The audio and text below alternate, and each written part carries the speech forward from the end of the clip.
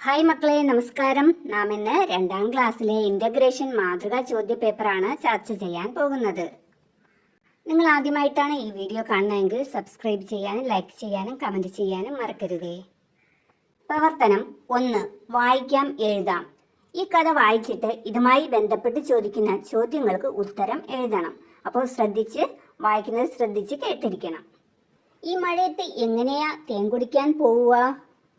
അമ്മ പൂമ്പാറ്റ പറഞ്ഞു. വിശന്നിട്ട് വയ്യ, എങ്കിലും കുറച്ചു നേരം കാത്തു നിൽക്കാം. കുഞ്ഞു പൂമ്പാറ്റകൾ അമ്മയോട് പറഞ്ഞു. മുറ്റത്തെ പൂന്തോട്ടത്തിലെ പൂക്കൾ തലയാട്ടി വിളിച്ചു. മഴ കുറഞ്ഞല്ലോ മക്കളെ, വേഗം വരൂ, നമുക്ക് തേൻ കുടിക്കാം. അമ്മ പൂമ്പാറ്റയുടെ പിന്നാലെ കുഞ്ഞു പൂമ്പാറ്റകൾ തേൻ കുടിക്കാൻ പൂന്തോട്ടത്തിലെത്തി. നേരം വൈകി, വേഗം കുടിച്ചോളൂ. പെട്ടെന്ന് നേരം ഇരുട്ടി. കുഞ്ഞു പൂമ്പാറ്റകൾ കരയാൻ തുടങ്ങി. ഇനി നമ്മൾ എങ്ങനെയാണ് വീട്ടിലെത്തുക? ഇത് കണ്ട മിന്നാമിനുങ്ങ് അവരോട് പറഞ്ഞു. വിഷമിക്കേണ്ട, ഞാൻ നിങ്ങളെ വീട്ടിലെത്താൻ സഹായിക്കാം. എന്റെ പിന്നാലെ വന്നോളൂ. മിന്നാമിനുങ്ങിന്റെ വെളിച്ചത്തിൽ പൂമ്പാറ്റകൾ വീട്ടിലേക്ക് പറന്നുപോയി. കഥ വായിച്ചല്ലോ. താഴെ കൊടുത്ത ചോദ്യങ്ങൾക്ക് ഉത്തരം എഴുതുക. എ. ആരാണ് പൂമ്പാറ്റകളെ വീട്ടിലെത്താൻ സഹായിച്ചത്? ഉത്തരം മിന്നാമിനുങ്ങ്. ചോദ്യം ബി. നേരം ഇരുട്ടിയപ്പോൾ കുഞ്ഞു പൂമ്പാറ്റകൾ എന്താണ് ചെയ്തത്? എന്ത് ചെയ്തു? കരയാൻ തുടങ്ങി. ചോദ്യം നമ്പർ സി. വിശന്നിട്ട് വയ്യ, എങ്കിലും കുറച്ചു നേരം കാത്തിരിക്കാം. ഇത് പറഞ്ഞത് ആരാണ്? പറഞ്ഞത്? ഉത്തരം കുഞ്ഞു പൂമ്പാറ്റകൾ. ചോദ്യം ഡി. എങ്ങനെയാണ് പൂമ്പാറ്റകൾ വീട്ടിലേക്ക് പോയത്?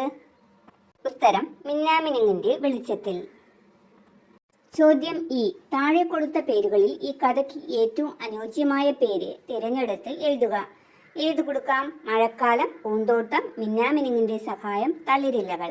മിന്നാമിനുങ്ങിന്റെ സഹായം നൽകാം. പ്രവർത്തനം 2. സംഭാഷണം. പൂന്തോട്ടത്തിലെത്തിയ മിന്നാമിനുങ്ങും കുഞ്ഞു പൂമ്പാറ്റയും എന്തൊക്കെ സംസാരിച്ചിട്ടുണ്ടാകും? സംഭാഷണം എഴുതുക. മിന്നാമിനുങ്ങ്: എന്താ കരയുന്നേ? കുഞ്ഞു പൂമ്പാറ്റ എന്ത് മറുപടി പറയും? ഇരുട്ടായതുകൊണ്ടാണ് ഞാൻ കരയുന്നത്.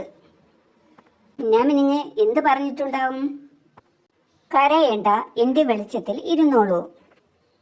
അപ്പോൾ കുഞ്ഞു പൂമ്പാറ്റ എന്ത് പറഞ്ഞിട്ടുണ്ടാവും? എനിക്ക് വീട്ടിൽ പോകണം.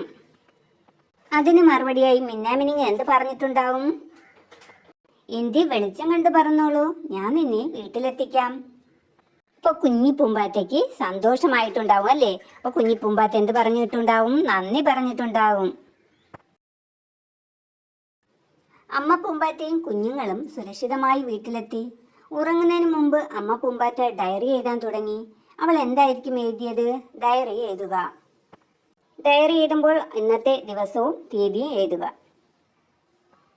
24/8/2025 ഞായർ. ഇന്ന് നല്ല മഴയായിരുന്നു. തേൻ കുടിക്കാൻ പോകാൻ വൈകി. മഴ മാറിയപ്പോൾ തേൻ കുടിക്കാൻ പൂന്തോട്ടത്തിലെത്തി. തേൻ കുടിച്ചു കഴിഞ്ഞപ്പോൾ രാത്രിയായി. ഇരുട്ടായപ്പോൾ കുഞ്ഞുങ്ങൾ പേടിച്ചു കരഞ്ഞു. അപ്പോഴാണ് ഒരു മിന്നാമിനുങ്ങ് വന്ന് ഞങ്ങളെ വീട്ടിലെത്താൻ സഹായിച്ചത്. അവളുടെ വെളിച്ചം ഉണ്ടായതുകൊണ്ട് കുട്ടികൾ പേടിക്കാതെ പറന്നു വന്നു. നന്ദി മിന്നാമിനുങ്ങേ. പ്രവർത്തനം 4. ജലസ്രോതസ്. കുഞ്ഞനാമയുടെ വിളികേട്ടാണ് പൂമ്പാറ്റകൾ ഉണർന്നത്. ഇന്നലെ ശക്തമായ മഴയിൽ എൻ്റെ താമസ സ്ഥലം നിറഞ്ഞു. നമുക്ക് കാണാൻ പോയാലോ? പൂമ്പാറ്റകൾ കുഞ്ഞനാമയോടൊപ്പം അവിടേക്ക് പോയി. എ. ചിത്രത്തിൽ കാണുന്നത് ഏത് ജലസ്രോതസ്സാണ്? കുളം. ഇതിൽ തന്നെ ബി ചോദ്യം നോക്കാം. താഴെ കൊടുത്തവയിൽ നിന്നും ജലസ്രോതസ്സുകൾ വരച്ച് യോജിപ്പിക്കുക. ഇവിടെ നോക്കൂ. മഴവില്ല് ജലസ്രോതസ്സാണോ? അല്ല. കാറ്റ് ജലസ്രോതസ്സാണോ? അല്ല. തോട് ജലസ്രോതസ്സാണ്. മിന്നൽ ജലസ്രോതസ്സല്ല. ആമ്പൽ അല്ല. പുഴ ജലസ്രോതസ്സാണ്. കടൽ ജലസ്രോതസ്സാണ്. കാട് അല്ല, ജലസ്രോതസ്സല്ല. തടാകം ജലസ്രോതസ്സാണ്. മരം ജലസ്രോതസ് അല്ല. കിണർ എന്താണ്? ജലസ്രോതസ്സാണ്. അപ്പോൾ ഇതിൽ വരുന്നത് കിണർ, തടാകം, കടൽ, പുഴ, തോട്, ഈ 5 ജലസ്രോതസ്സായിട്ടുള്ളത്. ഇതിൽ തന്നെ വരുന്ന ചോദ്യമാണ് സി. നിങ്ങൾക്കറിയാവുന്ന ഒരു ജലസ്രോതസ്സിനെ കുറിച്ച് എഴുതുക. നമുക്ക് ഏതെഴുതാം? കുളത്തെക്കുറിച്ച് തന്നെ എഴുതാം. കുളം. നമ്മുടെ നാട്ടിൽ ധാരാളം കുളങ്ങളുണ്ട്. കുളത്തിൽ മീൻ, തവള, നീർക്കോലി, ഞണ്ട് തുടങ്ങി ജലജീവികളുണ്ട്. പായൽ, ആമ്പൽ, താമര, കുളവാഴ തുടങ്ങിയ ജലസസ്യങ്ങളുമുണ്ട്. കുളിക്കാനും അലക്കാനും കൃഷിക്കും കുളത്തിലെ വെള്ളം ഉപയോഗിക്കുന്നു. മഴക്കാലത്ത് കുളം നിറഞ്ഞൊഴുകും. പ്രവർത്തനം 5. മാന്ത്രിക പേപ്പർ.